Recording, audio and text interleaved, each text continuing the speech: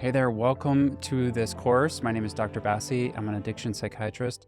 I started my own practice in 2018, grew it slowly, and it's been a very awesome journey, fulfilling process. And it is a really interesting experience. And I wanted to make this course to empower other people to create their own small business, create their own private practice, because I think it's been such a nice experience. And I wanted to share that with the world. I totally understand that people potentially using this course can be my competitors, but there's so much need in psychiatry. Let other people also have the same fulfilling experience that I've had. I really enjoyed starting a private practice. I would 100% do it over again.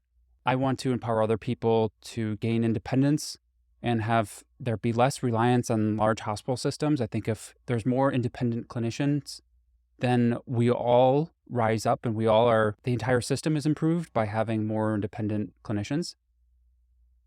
So I think if we have more private practice, the more choices patients have and the better off we are as a society. There's a wide variety of people who can use this course. Anybody wanting to make a switch because they feel like they're not happy and working for a hospital. That was me too.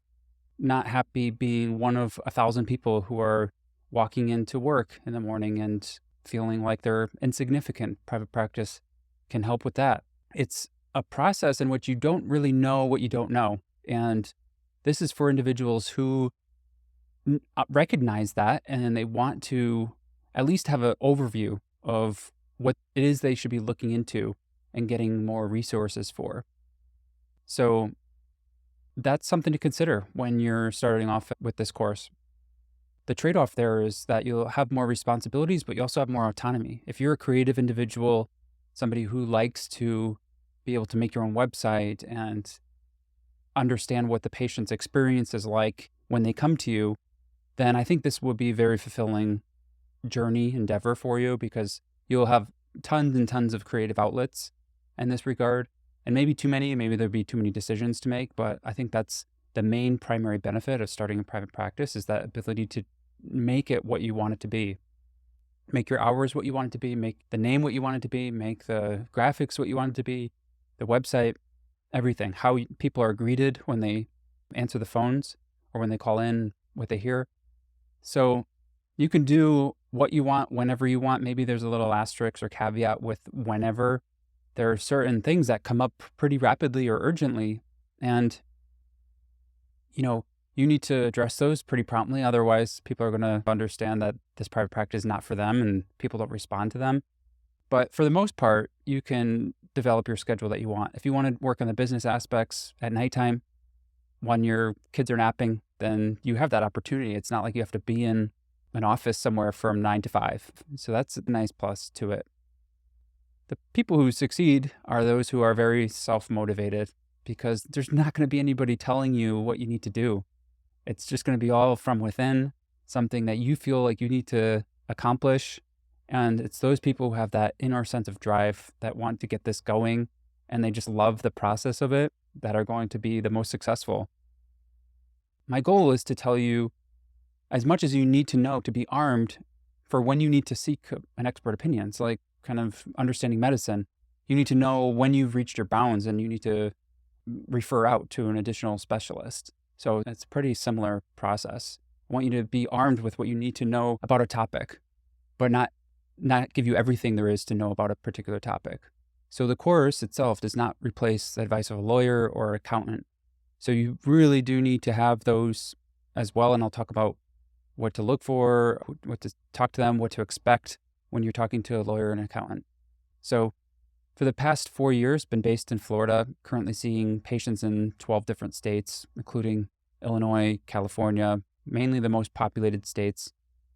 And I've opened an office to try to do a hybrid virtual in-person role. I have 3 support staff and a PhD psychologist, 1 licensed mental health counselor, and 5 PAs and NPs. I see patients roughly 20 to 30 hours a week, which fluctuates, and then I do about 20 to 30 hours of administrative work per week. I don't have an MBA or any business background. So what drew me to start my own practice is that I felt like I could improve the patient experience, and that's ultimately what it came down to.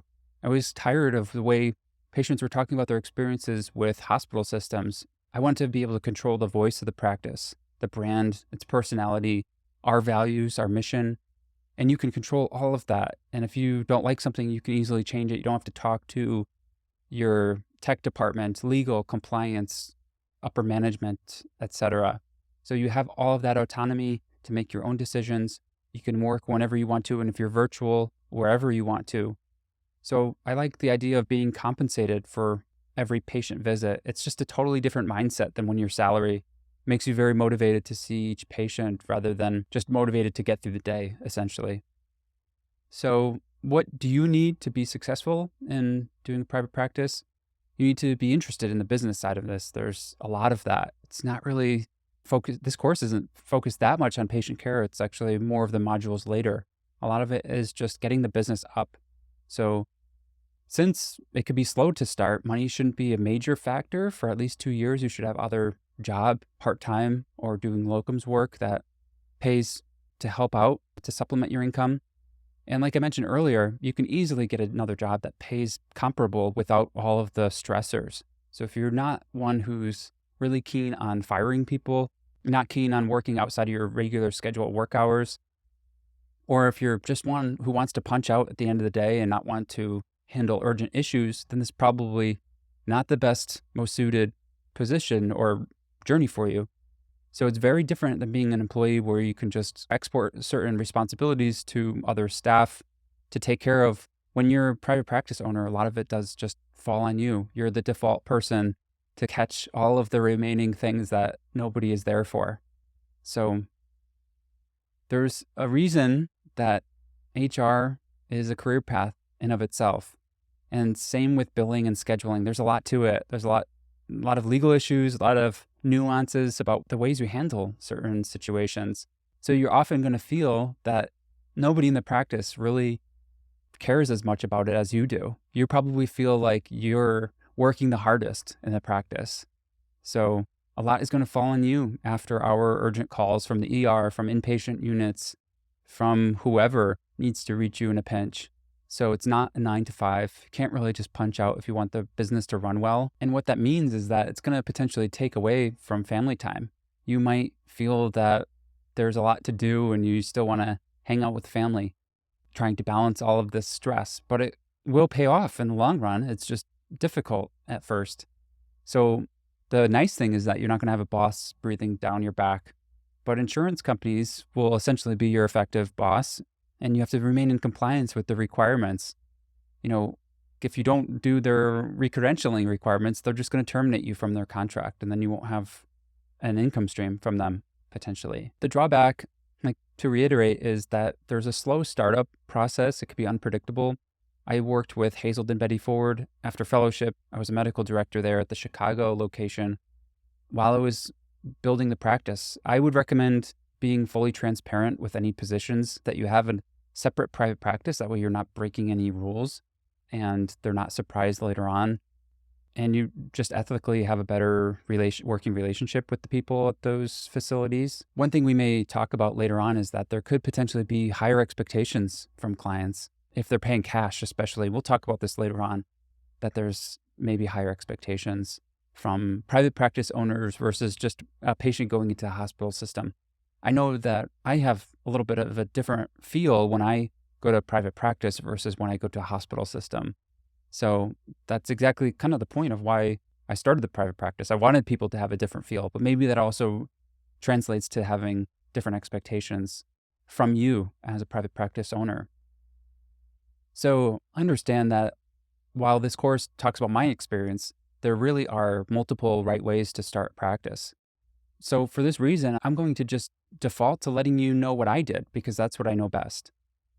I really love the fact that you can change the workflow at a moment's notice. So if you like having a team, building your own team, mentoring, supervising, and teaching, and having your own patient caseload that you're being paid for on a case-by-case basis, then I would say this is a perfect opportunity for you. You should fully go for it.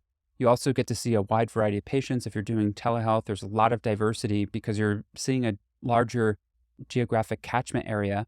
So you learn a lot about people around the country and what their issues are and what their values are. It's also very potentially very flexible. If you do offload some of the responsibilities to some of your other staff, you could have a more flexible schedule because you're not having to punch in and punch out 9 to 5. So I overall want to give you the impression that I really do love it. This is why I want to help people out and help them get off the ground. I think it's very fulfilling, and I want to give you a very well-rounded opinion and perspective about starting a private practice so you know fully what to expect and you're not surprised by anything. So I'm going to tell you the good, the bad, the ugly, and everything there is to know about it. And I really am so thankful that you're here on this journey. And I know this is going to be awesome. I'm going to enjoy it. I hope you enjoy it too. And I'll see you in the next lesson. Thanks a lot.